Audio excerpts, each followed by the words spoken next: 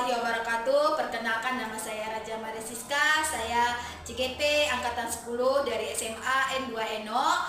Di sini saya akan memenuhi kebutuhan tugas CGP 3.1 demonstrasi kontekstual.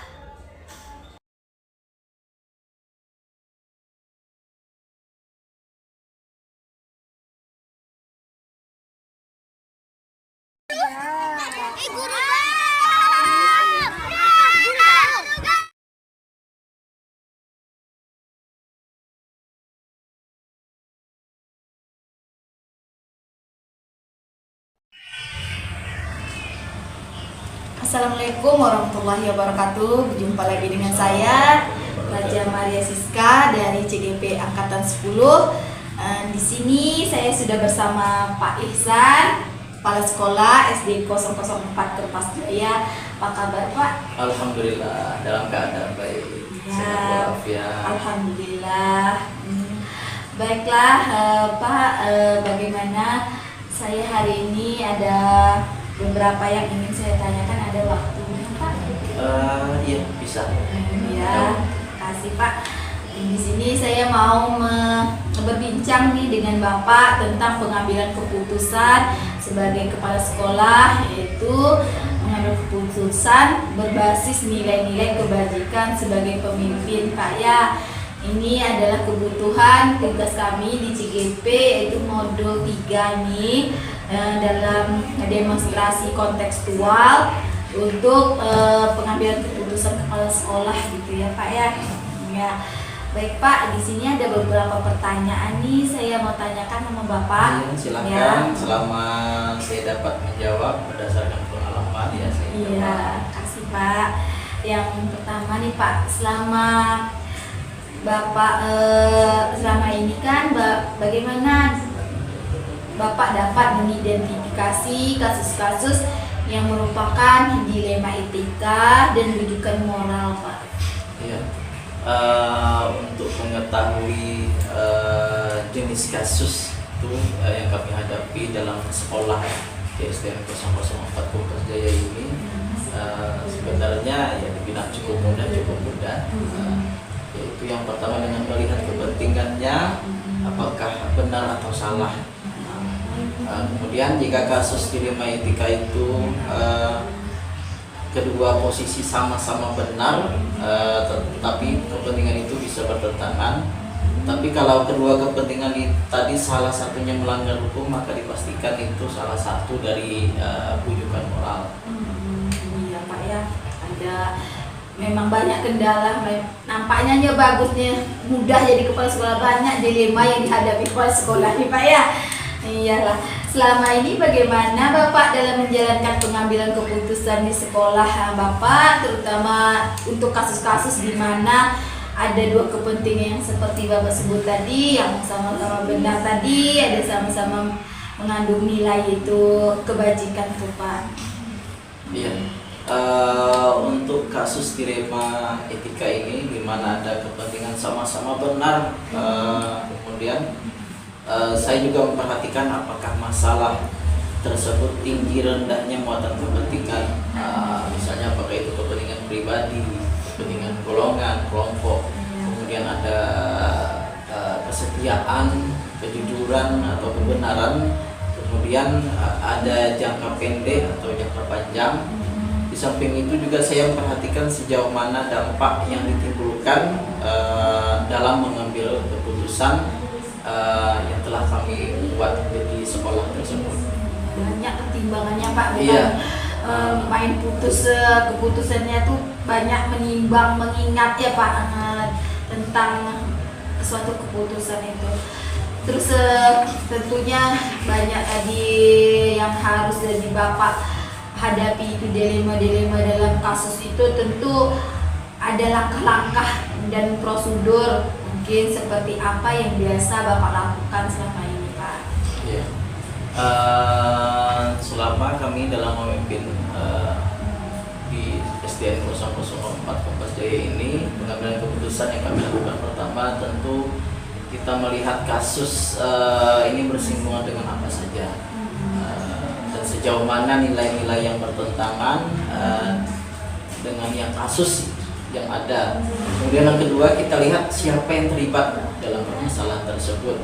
Yang ketiga, kami melakukan pengumpulan data berupa fakta yang terjadi, karena kemudian fakta itu juga kami analisa. Kemudian fakta itu kami analisa dengan paradigma atau kenyataan yang ada. Kemudian setelah itu kita tahu, oh ini faktanya. Setelah kita kumpulkan fakta, kemudian kita analisa, kemudian fakta yang kita temukan selanjutnya itu apakah ada kebenaran atau salah. Setelah itu kita baru melakukan pengambilan keputusan. Setelah itu kita lakukan refleksi atau tindak lanjut terhadap keputusan yang telah kita ambil tersebut.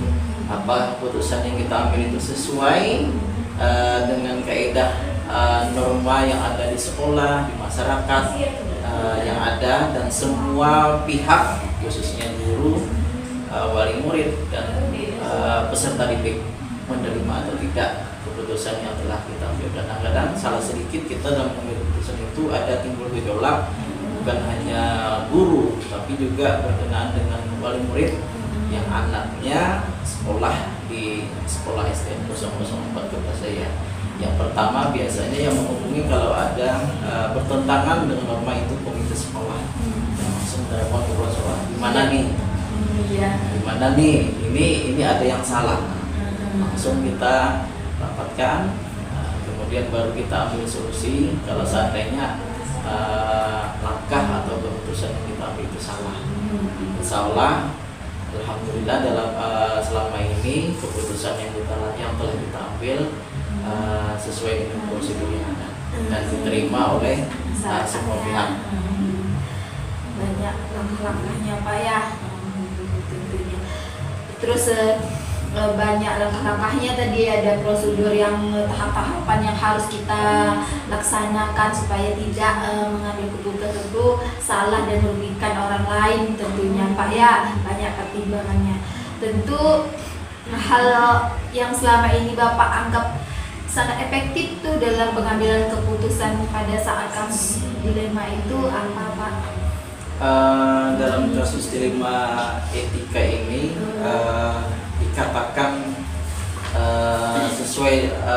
dikatakan apabila sesuai dengan nilai-nilai dan tidak menimbulkan masalah di kemudian hari, itu kami kategorikan efektif dalam pengambilan keputusan. Misalnya tadi istilahnya tidak bertentangan dengan norma-norma, sesuai dengan peraturan perundang-undangan yang berlaku, maka itu kami katakan pengambilan keputusan itu sudah dikategorikan efektif dan bisa akibat keputusan itu bisa kita rasakan secara bersama-sama. Baik ya Bapak. Oh iya, jadi supaya bagaimana kasus itu tidak menimbulkan dampak lah ke masa yang akan datang ya Pak ya. Terus hal apa saja yang mungkin selama ini merupakan tantangan Bapak dalam mengambil keputusan pada saat-saat menghadapi kasus-kasus dilema etika tuh Pak? Tantangan yang terbesar itu yang tentunya datang dari pihak yang terlibat dalam memutuskan suatu permasalahan, yaitu upaya mempersatukan pemikiran beberapa orang guru ini, di mana disatukan dalam sebuah kesepakatan yang memerlukan waktu yang panjang untuk menyamakannya. Kemudian di samping itu juga kami harus dapat memilih dan memilah solusi ini ada solusi, ini ada lagi solusi. Kemudian solusi demi solusi itu yang disampaikan bisa kami jadikan sebagai jawaban yang mudah-mudahan dapat diterima semua kalangan, baik itu guru, wali murid, kemudian khususnya kepada peserta didik yang tentunya kami mentransfer ilmu kepada anak didik. Bagus sekali. tadi itu maksud Bapak tuh apa ya? Dimana orang yang punya menghadapi dilema itu kasusnya itu kan berbeda-beda ya Pak ya, ada kepentingannya berbeda, itu tantangannya. Jadi kita menyamakan persepsi orang nih, yang itu sangat menjadi tantangan ya dalam menghadapi kasus dilema ini. Apakah Bapak memiliki sebuah tata kelola atau mungkin jadwal tertentu dalam penyelesaian kasus dilema etika ini? Apakah Bapak langsung menyelesaikan tempat atau memiliki sebuah jadwal yang untuk menyelesaikannya gitu, bentuk atau prosedur seperti apa yang dijalankan? Iya, kalau jadwal itu tergantung dengan situasi dan kondisi yang terjadi, kemudian kasus yang kita hadapi. Kadangkala ada keputusan itu yang urgent yang harus kita putuskan sebagai kepala sekolah, itu harus kita putuskan sendiri tanpa minta saran dari rekan guru. Memang harus sebagai kepala sekolah kita putuskan sendiri. Ada juga keputusan yang bisa kita undur dulu. Untuk itu kita berunding dengan guru-guru bagaimana tentang masalah ini. Kita berunding, kita rapat, kita musyawarahkan, kemudian ada mufakat, baru kita ambil keputusan. Tentang jadwal, kalau masalah itu masih, misalnya kalau masalah itu bisa kita tunda dulu keputusannya. Kemudian maka kita bisa juga kita buat jadwal. Kalau misalnya tenggang waktunya itu 1 minggu lagi, berarti misalnya 3 hari atau 5 hari sebelum jatuh tempo itu kita ambil keputusan. Jadi bisa kita putuskan sendiri. Kalau misalnya masalah itu ada tenggang waktunya dan memerlukan penyelesaian secara bersama-sama, maka kita buat jadwal untuk sama-sama meragukannya tentang keputusan yang kita ambil, yang mudah-mudahan keputusan itu efektif dan efisien bagi semua kalangan di dalam sekolah yang Pak pimpin. Baik Pak, jadi waktunya sangat kondisional sekali Iya. Pak ya. Ini Pak, adakah seseorang mungkin yang atau faktor apa ya selama ini mempermudah Bapak dalam membantu Bapak mengambil keputusan dalam kasus dilema etika? Iya, yang pertama itu tergantung permasalahan yang dihadapi. Kadang kita melibatkan pengambilan keputusan itu semua guru, kadang-kadang kita juga melibatkan beberapa orang guru. Kadang-kadang kalau misalnya permasalahan atau kasus itu tidak menyangkut dengan guru-guru dan atau misalnya peserta didik, kadang-kadang kepala sekolah mengambil keputusan hanya dengan minta saran dari 1 orang guru. Tapi kalau misalnya urgent tentang masalah ada siswanya juga, maka kami bermufakat diadakan rapat itu meminta saran atau kritik dari majelis guru. Kemudian juga jika berhubungan dengan peserta didik dan orang tua, maka kami juga meminta saran dalam pengambilan keputusan itu dengan komite sekolah atau paguyuban yang ada di dalam sekolah tersebut. Jika kasus atau permasalahan dalam mengambil keputusan itu berhubungan dengan kedinasan, maka juga kami berkoordinasi dengan pihak pengawas sekolah yang siap sedia. Biasanya kalau kita minta nasihat atau bimbingan dengan pengawas sekolah seperti itu. Banyak hal yang terkait dalam pengambilan keputusan itu Pak ya. Baik, dari semua yang telah Bapak sampaikan tadi, pembelajaran apa yang dapat Bapak petik dari pengalaman Bapak mengambil keputusan dilema etika selama ini? Iya.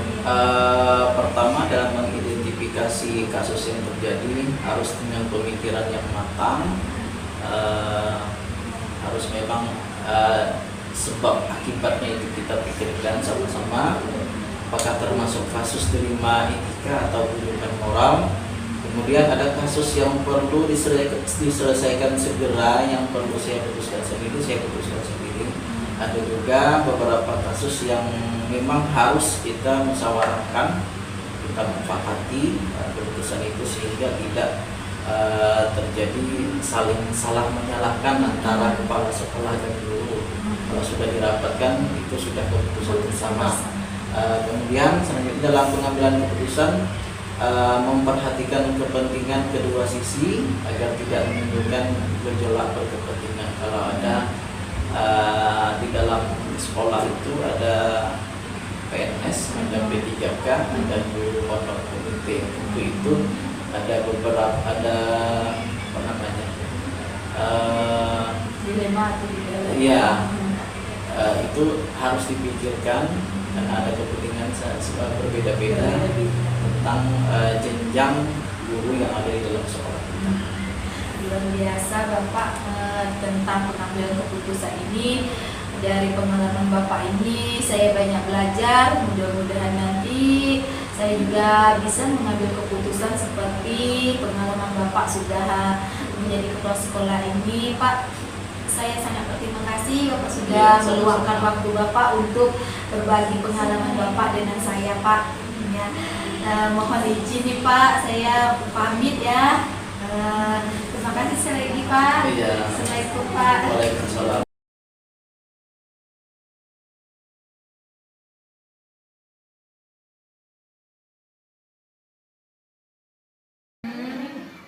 Assalamualaikum warahmatullahi wabarakatuh. Bertemu lagi dengan saya Raja Maria Siska, CGP Angkatan 10 dari SMA N2 Enok.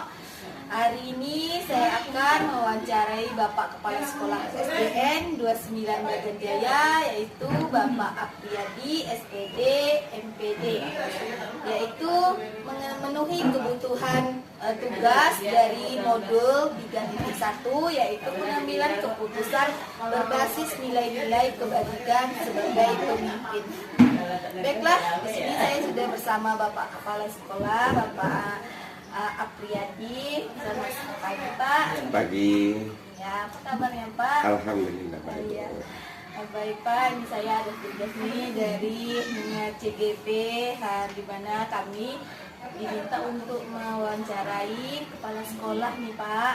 Nah, ada beberapa pertanyaan nanti saya akan tanyakan sama Bapak ya, mengenai pengambilan keputusan berbasis nilai-nilai kebajikan sebagai seorang pemimpin Pak ya. Iya. Bapak ada waktu Pak? Insyaallah. Ya. Makasih Pak ya. Baiklah Pak. Di sini saya mau bertanya nih Pak.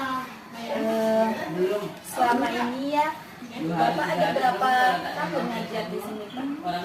Untuk bertugas di sini dari tahun 2009 ya. Sekarang udah 2014. Jadi lebih kurang 14 atau 15 tahun. Bapak ya, jadi tentunya ya Pak ya, dari lama sekali Bapak jadi kepala sekolah banyak ya. Kepala sekolahnya belum sampai 15 tahun. Ya. Baik, selama ini bagaimana dapat Bapak mengidentifikasi kasus-kasus yang merupakan dilema etika atau bujukan moral Pak?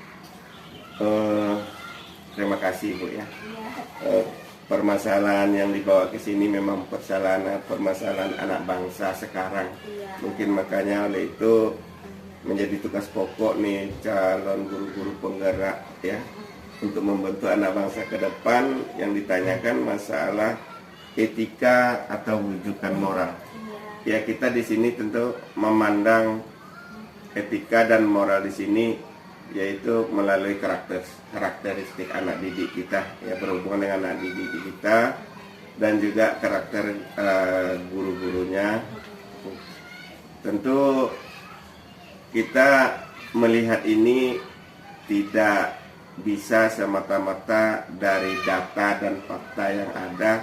Jadi kita juga perlu pemantauan atau melihat langsung sikap dan karakter anak-anak tersebut.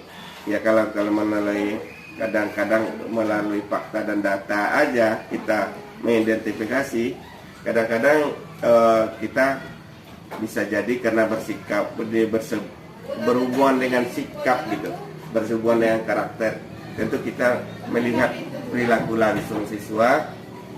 Setelah itu baru kita bisa mengambil permasalahan-permasalahan apa sih yang terjadi terhadap siswa kita. Ya, baik Pak ya.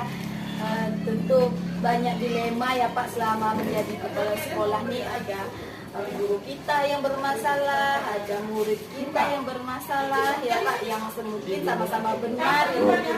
Jadi kita merasa dilema jadi kepala sekolah Pak ya. Selama ini bagaimana Bapak menjalankan pengambilan keputusan di sekolah Bapak, terutama untuk kasus di mana ada dua keputusan yang mungkin dianggap sama-sama benar dan sama-sama mengandung nilai kebajikan. Ya baiklah Bu ya, tentu pasti ada terjadi, baik terhadap siswanya, baik terhadap gurunya.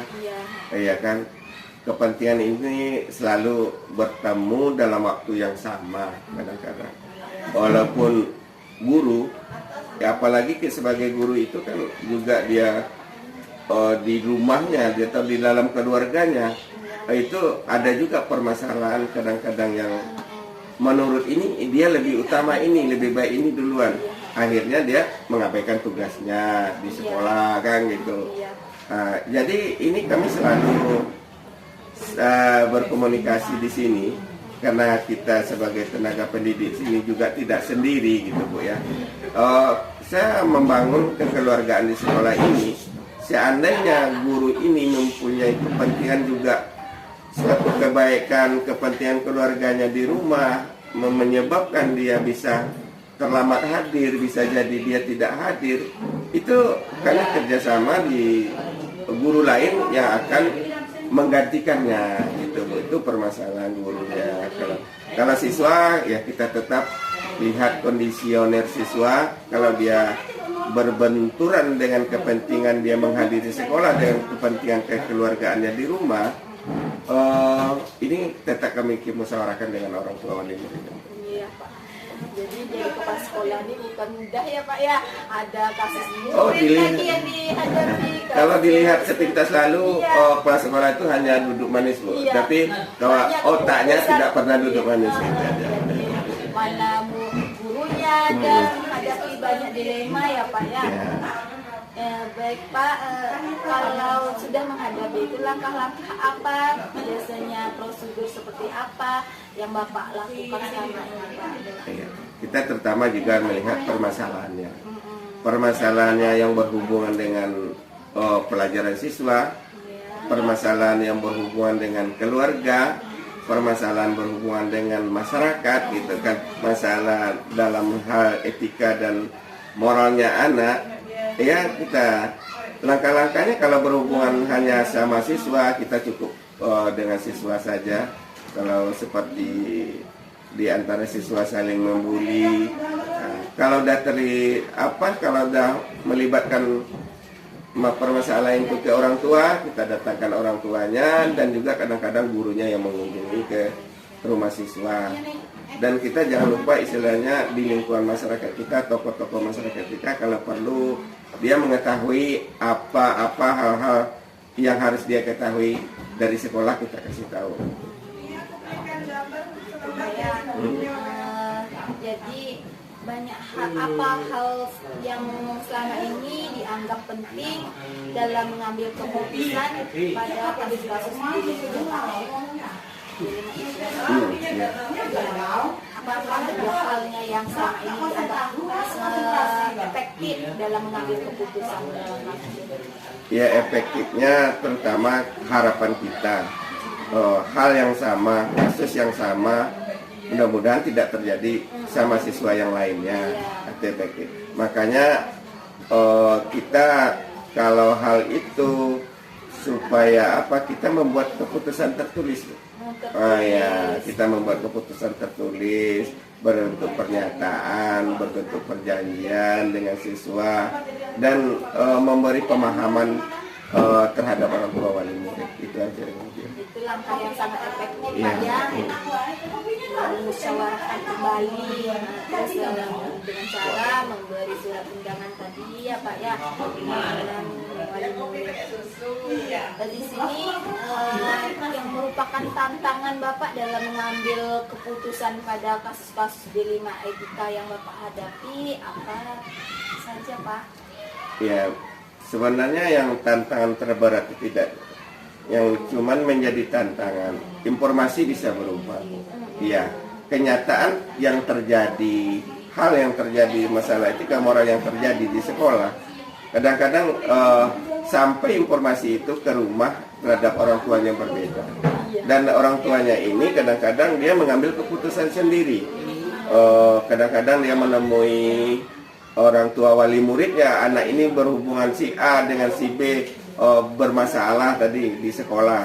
Ya, kadang-kadang kenyataan yang ini di sekolah, informasi sampai ke keluarganya berbeda, dan orang tuanya mengambil keputusan sendiri tanpa musyawarah ke pihak sekolah. Itu termasuk tantangan. Kadang-kadang baru setelah itu biasanya nanti baru kita kumpulkan semua, baru mengambil keputusan. Iya benar Pak ya. Jadi namanya anak SD Pak ya, sekalinya informasinya di berubah. sekolah disampaikan sama orang tuanya berbeda. Caranya kepala sekolah seperti Bapak mengumpulkan orang tua dan wali kelasnya. Bagus sekali Pak ya. Terus apakah Bapak memiliki sebuah tata kelola atau terjadwal gitu dalam sebuah penyelesaian kasus dilema etika? Apakah Bapak langsung menyelesaikan permasalahan itu di tempat atau memiliki sebuah jadwal untuk menyelesaikannya dalam bentuk atau prosedur seperti yang Bapak pernah jalankan? Secara terstruktur atau jadwal-jadwal umpamanya ditentukan secara program tidak ada. Kita melihat permasalahannya. Cuman kalau kita permasalahan itu kita lihat, kalau ini berkembang akan lebih besar masalahnya, efeknya terhadap lingkungan atau terhadap anak, kita menyelesaikan di waktu itu juga. Kalau perlu kita juga waktu itu kita hubungi orang tuanya, orang tua siswa kalau masalahnya berhubungan dengan siswa. Ya, kalau permasalahan ini kita lihat tidaklah akan berkembang negatif atau bisa ditunda, mungkin bisa besoknya atau besoknya.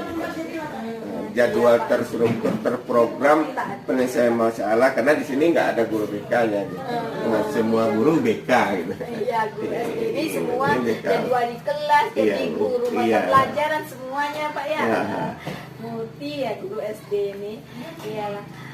Adakah mungkin seseorang atau faktor apa yang selama ini mungkin mempermudah dan membantu Bapak dalam mengambil keputusan dalam kasus-kasus dilema etika nih Pak? Ya, kita kan di sini berada dan diadakan, kita ini dikasih tugas sebenarnya pemerintah, itu tugas pemerintah. Jadi keberadaan kita di sini ditugaskan untuk memberi pelayanan terhadap masyarakat. Tentu kalau kita ada permasalahan, yaitu tokoh masyarakat, tokoh pendidik, terutama majelis guru yang ada di sini, itu sangat-sangat memberikan faktor penentu saya mengambil keputusan, karena kami mengambil keputusan sudah kebiasaan kami bangun di sini secara kekeluargaan. Kalau itu tidak ketentuan peraturan dari atasan, sesuatu keputusan, saya tidak pernah ngambil keputusan sendiri, tetap melalui musyawarah. Itulah orang-orangnya, istilahnya terutama keluarga yang di rumah yang mendoakan kita supaya sehat, itu termasuk dukungan kita. Iya. Baik Pak, banyak sekali yang akan membantu Pak ya. Ya, kita tidak sendiri, kita bersama-sama. Dari Baiklah Pak, dari hal yang sudah Bapak sampaikan tadi banyak sekali pengalaman Bapak sudah ya. Dari pembelajaran apa saja yang bisa Bapak petik dari pengalaman Bapak selama mengambil keputusan demi etika? Iya, terutama kita berharap untuk kita semua ya. Ya, pengalaman-pengalaman ini pengalaman-pengalaman kecil. Kadang-kadang tanpa kita duga permasalahan ini tak akan muncul, rupanya muncul. Itu jadi pengalaman kita. Mudah-mudahan istilahnya hal-hal yang terjadi di masa lalu bisa kita pending, istilahnya terutama tidak berbuat fatal terhadap siswa. Anak terjadi putus sekolah, anak tidak jadi mau melanjutkan, baik pun masalah ekonomi dia pun masalah hubungan sosialnya sesama dia, tentu itu harus kita jaga. Mudah-mudahan anak-anak bangsa kita ini kedepannya bisa hidup, dia berdiri di kaki dia sendiri, mengabdi sama bangsa dan negara serta agama dan keluarga kita. Iya, terima kasih Bapak. Banyak sekali pengalaman Bapak yang sudah mau berbagi dengan saya. Iya, sama-sama Bu. Dalam pengambilan keputusan ini sebagai kepala sekolah memang banyak dilema yang kita hadapi Pak ya. Terima kasih sekali lagi Pak. Sama-sama, mudah-mudahan Bapak Ibu-ibu yang berhasil juga dalam memperjuangkan untuk memperbaiki pendidikan lebih baik ke depan gitu ya. Terima kasih Pak. Sudah banyak pengalaman yang saya dapat bertemu dengan Bapak. Ya, sama lah Bu, kami juga. Sekian Pak, saya mundur diri dulu. Ya. Terima kasih Pak. Yo, Assalamualaikum, Pak. Waalaikumsalam warahmatullahi wabarakatuh.